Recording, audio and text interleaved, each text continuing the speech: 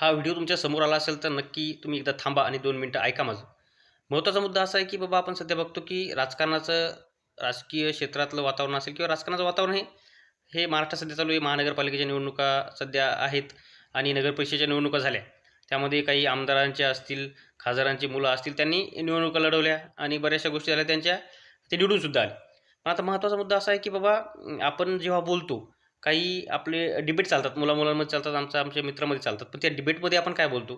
आपण तेव्हा डिस्कशन करतो, की हिंदू-मुस्लिम झाले, जाती-जातीचं डिस्कशन असेल. आता काल एक आम्ही डिस्कशन करत असताना आम्ही हिंदू, मुस्लिम या गोष्टीवर डिस्कशन चालू झाले. म्हणजे आपला एक बसल्यानंतर आपण हिंदू-मुस्लिम याच मुद्द्यावर का परत येतो?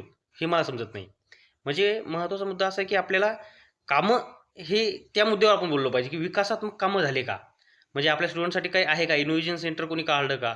किंवा आपल्या पाण्याची समस्या असेल ती सॉल्व्ह झाला का? यवतमाळमध्ये असतील, वाशिम विदर्भ असेल किंवा मराठवाडा असेल, इथले पाण्याचे प्रॉब्लेम सॉल्व्ह झाले का? त्यासाठी आपण काय करू शकतो? किंवा नवीन काही समस्या देशामध्ये आहेत, महाराष्ट्रामध्ये आहेत, त्या कशा सॉल्व्ह करू शकतो? यावर आपलं डिस्कशन होत नाही. बऱ्याचशा वेळेस डिबेट त्या होत नाहीत. तर अशा डिबेटसुद्धा कॉलेजने घेतल्या पाहिजे, की ज्यामध्ये समस्येवर आपण काहीतरी बोलतोय किंवा समस्या सॉल्व्ह कशा करता येतील यावर आपण बोलतोय. तर हा खूप महत्त्वाचा मुद्दा आहे. आणि आपण बघतो की राजकारण जे करत आहेत सध्या लोकं, तर ते घरातल्या घरी ते राजकारण चालत आहे. म्हणजे त्यामुळे आपण जी गोष्टी आहेत कार्यकर्त्यांना सुद्धा काही हे भेटत नाही, त्यामध्ये फायदा होत नाही.